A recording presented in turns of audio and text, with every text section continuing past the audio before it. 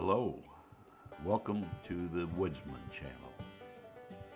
I provide information and ideas for the design, construction, and furnishings of unique and one-of-a-kind miniatures, models, and dollhouses.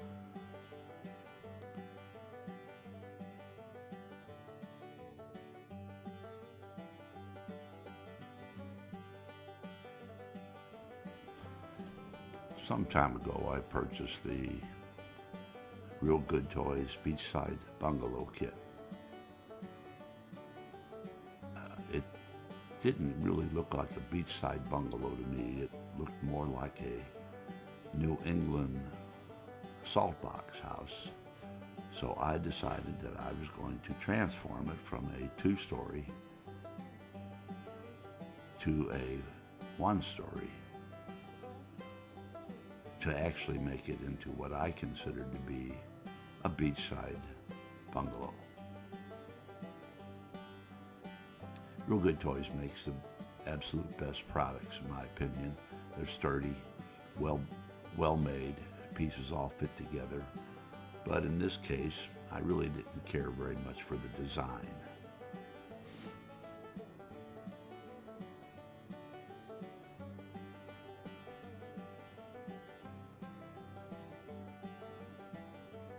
First thing that I did was I laid out the side panels and drew a point 6 inches in from either side. That gave me a center line.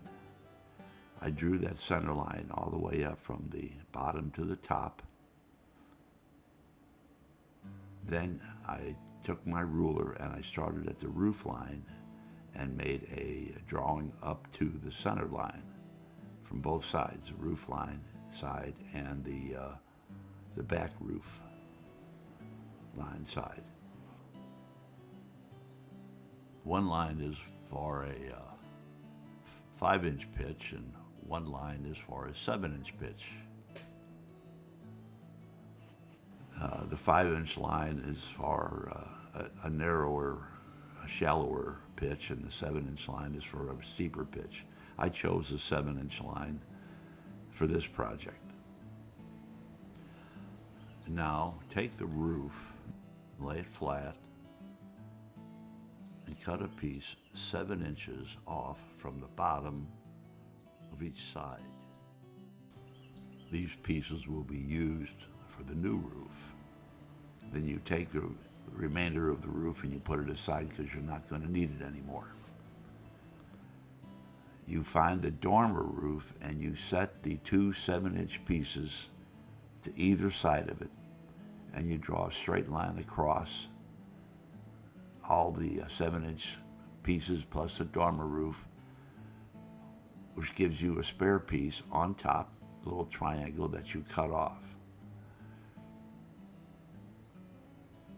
You then take the back roof and you set it butting up to the new roof that you've just created so that it's centered between the two pieces on the end.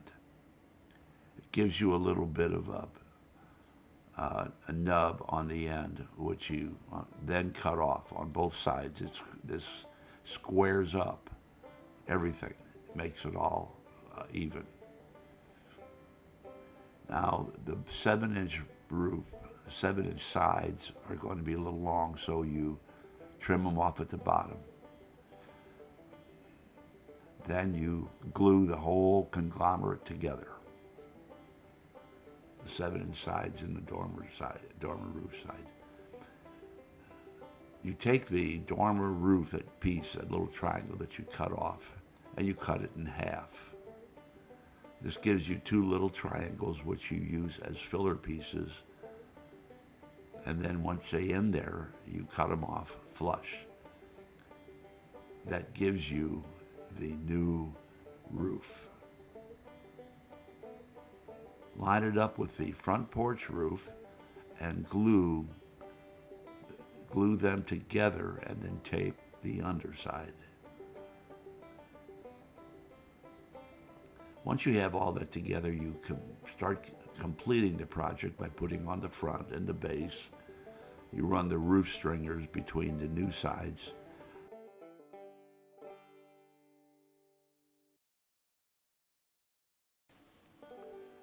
The stringer will have one side which is more slanted than the other. You put the more severe slanted side towards the front.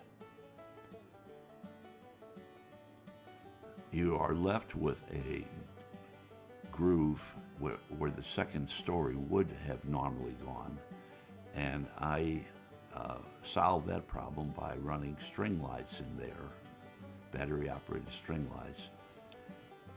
I then covered the string lights with some molding that I had laying around so that it looks like it's recessed lighting. Because you have eliminated the dormer, you no longer have a dormer window. Instead, you have a skylight.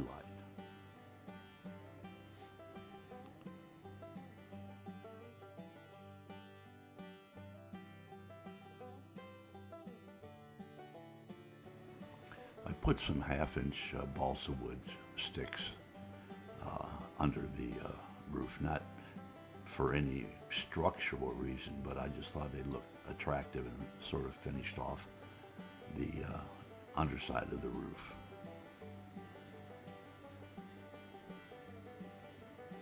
I turned it over and I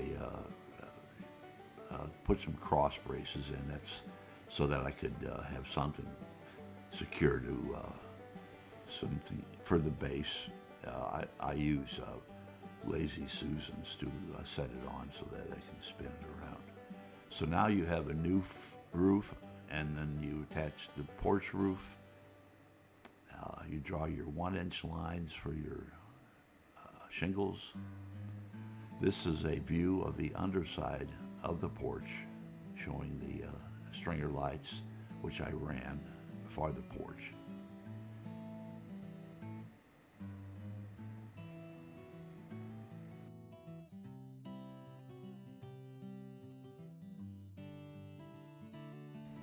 When you put the back roof on, you're left with a little space between the end of the back roof and the edge of the wall. So you have to put a little filler piece in there, just made out of scrap wood, scrap pieces, to finish it off. There is the skylight attached. That is the dormer window. I stick built a wall for the bathroom. That's the only interior wall that was made.